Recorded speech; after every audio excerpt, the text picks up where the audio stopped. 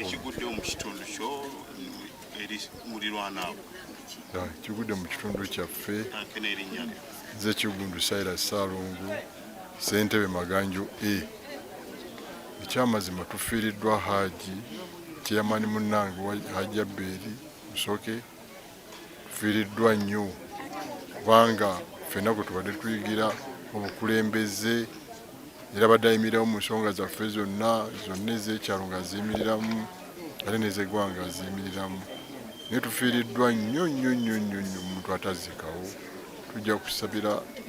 tujja kusaba Katonda amumuze emirembe.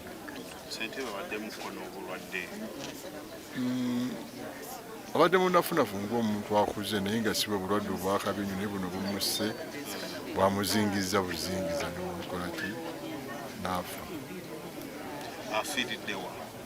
Afiiridde Mulago yaddusiddwa okujjanjabibwa.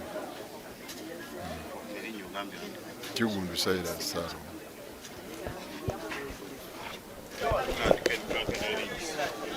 رضيت بالله ربا وبالإسلام دينا وبمحمد صلى الله عليه وسلم نبيا ورسولا sokera ddala nze Mwoyigwa Gwanga kansala Isa Mubiru owa Kawempe zone E tugamba ffe nti inna lillahi wa inna ilaihi raji'un wakitiibwa Allah okubeera nga atuggyeko chairman waffe Alhaji Jaberi Musoke tufiiriddwa nnyo ng'ekyalo tufiiriddwa nnyo nga essomero lya Maganjo meya kwabadde ng'omu ku bakulembeze baalyo tufiiriddwa nnyo ng'omuzikiti gwa Maganjo meya tufiiriddwa nnyo ng'abasiraamu ku muzikiti yonna gy'addawangalira omusajja omukwata empola omusajja omukakkamu naye tugamba nti kadara Allah masha Allah kwegera ku Allah tabaraka wa taala kubanga okufa kuno kalibabu ogwo mulyango kullu unas buli omu yenna wakuguyingira oba otya ffe tugamba ogwo mulyango buli omu alina okubeera nga guyingira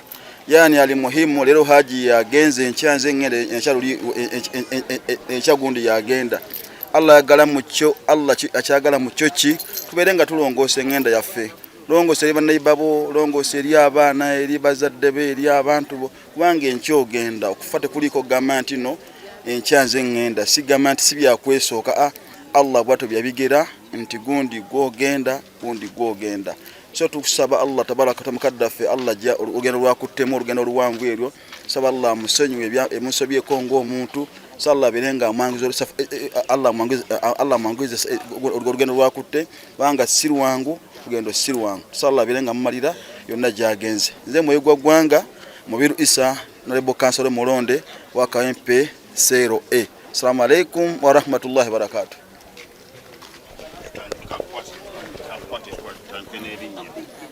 Manya gange nze Kiwanuka Ssalongo nga mbadde kuno ku Maganjo okumala emyaka 5 tuso okubika eri abatuuze mwenna abakagoma abamaganjo abekawempe Maganjo n'awalala bonna abatulinaanye taata w'abaana taata w'ekyalo jjajja w'ekyalo mukwano gw'abangi mukubya byayi atufuddeko ekiro ekikeesezza olwaleero ku ssaawa 10 nali wano naye ku lunaku olw'Essande ku ssaawa nga 8 nga nze omulabako nga mukwano gwange nga taata wange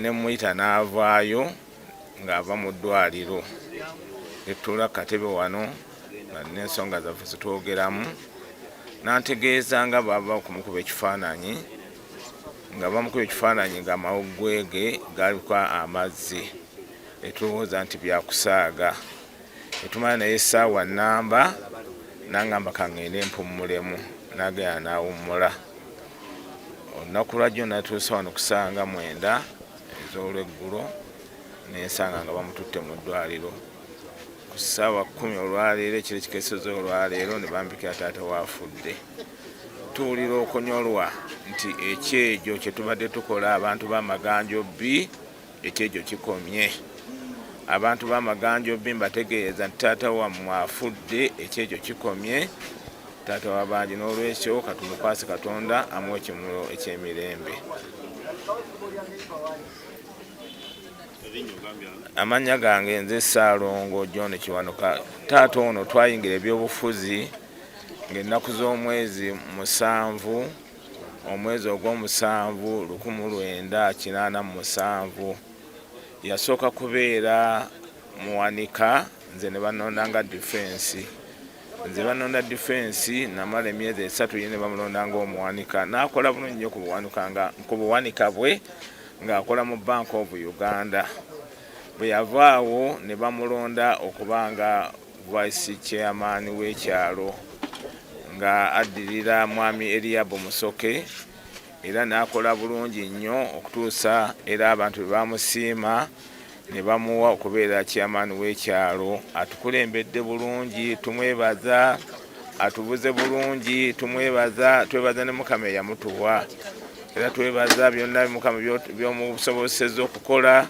Tusaba omukulu ogwo gwennyini gusigalewo nga tugoberera ye nga wabadde atukolera. Mwebale nnyo ssebo, mwebale ddala. Ku kakiiko ko obaddeko kakiiko ko? Ku kakiiko mbaddeko nga chairman w'abakadde, naye nga nasooka kubeera defense w'Amaganjobi okumala emyaka 38. Tusaba enkaddiye nga sikyalaba kwe kubeera waaki ow'abakadde, era nga tutambula wamu kumbeera nga ninganga bubayisuwe. Katasobola kukola kintu nga takoze ki, atanneebuuzizzaako. Lwaki oli wano? Olw'okulwa mutuuze munnaffe kyamaani waffe Jabbeeri, omuntu w'abantu, tunyoleddwa nnyo era tusaliddwa nnyo. Naye Mukama amuwe ekiwumbe eky'emirembe.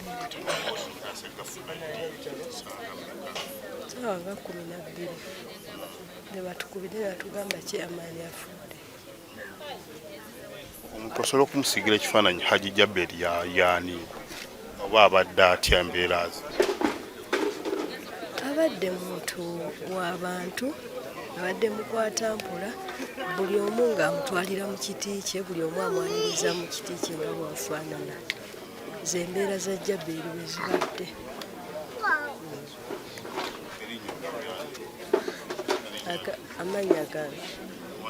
Amannya gaani bampita Winnie Nannyondo. Winnie Nannyondo. Otubiremu obuzibu buno bwaki amawulire musanze gafuna mutya?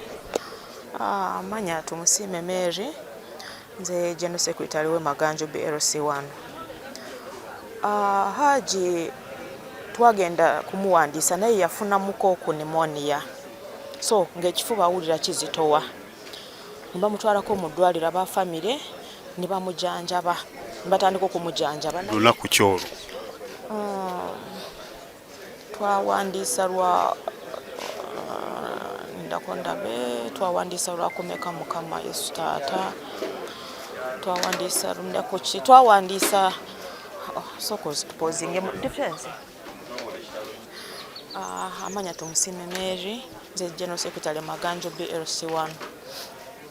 Haji yafunamu lubyamira, so pneumonia, kakati ne bamutwala mu ddwaliro ne batandika kumujanjaba. Then kati kugenda kumuwandiisa twamuwandiisa lwakutaano ku makya, naye yali ku treatment.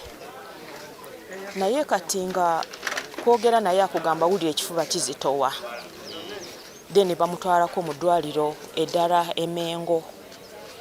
Bwe batuukayo ne bafuna dokita ng'abeera nga amujjanja bamuteeka ku treatment. So kati olunaku lwajjo n'abagamba engeri Haji saagala atambule ngenda kujja mutwitingireko ewaka, naye tikyasobose. Ne bamukubya n'abagamba libbize nnyo. Kati we kumutwalayo ne batuuka Emengo ne bamu examininga ne bagamba no, bamutwaleko ne Mulago mu Heart Institute. Ne bamutwala ku Heart Institute. In fact naffe nga bakakiiko ne tugobera ne famire ne tuleka nga bamuwadde ekitanda. Naye kyembi amawulire saawa nga mu 7 gw'ekiro, mu 7 kitundu zigenda mu 8 ne batubikira muno Hajji Afford. Abadde talina bulumi bwaludde nabwo bwo mu kifuba ekyo kibadde kimutawaanya. No, abadde tabuyina. Yes, kyatandika just like 3 days back, then tugenda ntumuwandiisa naye abadde very okay. Abadde talina buzibu. Kati essaawa z'enteekateeka y'okuziika eri etya?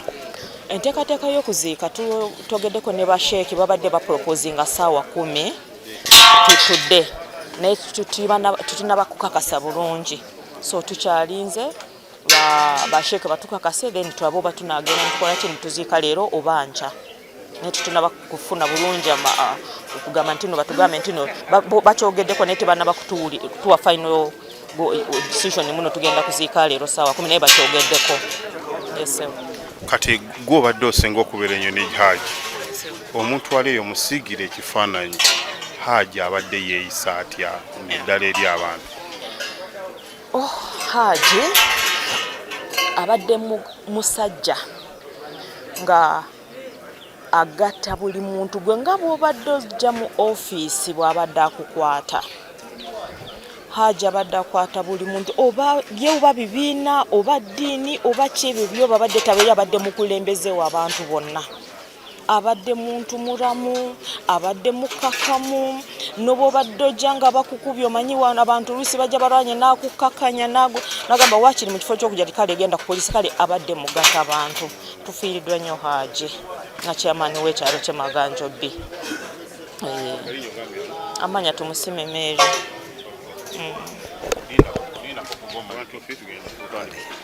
Nze Mukasa Patrick Vice Chairman wa LC2 Maganjo Parish, nga n'okubufuna mu kulonda okwaliwo okwaggwa nali maze okufuna omukisa nga nze nondeddwa nga Sekuyitale wa Jabbeeri. Kati bwe twagenda mu kalulu k'okulonda mu LC2 kwe kufuna ekifo ekyo, naye era Jabbeeri nandeka ku lukiiko luno olwa wano nga mpeerezaako. Jabbeeri afuze ebbanga eriri mu myaka 4 ng'akulembera ekyalo kino. Yali mumyuka wa Chairman Sendagala omugenzi. Kaakati Sendagala bwe yafa, olwo n'abeera keyateeka n'atwala, kulonda bwe kwajjawo n'aliira ddala ekifo ekyo mu butongole. Akimazeeko emyaka 4 era omulundi guno era abadde yeesimbyewo nga ye candidate waffe gwe tuleese aba NRM. Ate era abadde nga ye flaga bearer wa NRM ogani, era yabadde chairman, era yalondebwa bulondebwa n'ayitawo mu butuufu ng'awangudde. Kale n'olw'ensonga eyo tufiiriddwa Jabbeeri amaze ebbanga nga mugonvugonvu ng'alina ekirwadde ekya pneumonia ekimutawaanya era kyekyavuddeko abasawo balipootinze nti amagwe gabaddemu amazzi, ng'era olaba pneumonia yaleese obuzibu kussaako ne kubeera nga kumukaluubiridde n'abeera nga tassa bulungi. Kati jjo ssaawa zaadde ziyingidde nga 12 n'atwalibwa ng'embeera si nnungi, n'agenda ne bamutwala Emmengo. Akati Emmengo eyo bwe bamulemereddwa kwe kumuweereza e Mulago, Mukama gy'amujjululidde ng'obudde bukyasanga 10 ez'ekiro. Naye kitalo nnyo tufiiriddwa omuntu abadde talina nziro, abadde akulembera ekyalo nga buli omu amwesiga, buli omu amutwala mu kitiibwa kye, talina kunyooma, talina kusaliriza, talina kusosola nti ate ono wa ddiini ki ono wa ddiini ki. Jabbeeri abadde muntu w'abantu, tufiiriddwa nnyo, ate afiiridde mu kaseera akabi ng'amaze n'okuwandiikibwa nominating, abadde nominated olwedde nga candidate waffe agenda okwesimbawo ku kyalo kino. Kati tuli wano tusigadde ng'ente ezitalina mulaalo, twekumaakuma bwekumiikumi, naye nga kitalo nnyo bannange ekya Hajji Jabbeeri, era tusuubira omutwala mu nnyumba ye y'olubeerera olunaku olw'enkya ku ssaawa 10 e Busiika gye yagula ekibanja eyo bwe tuli.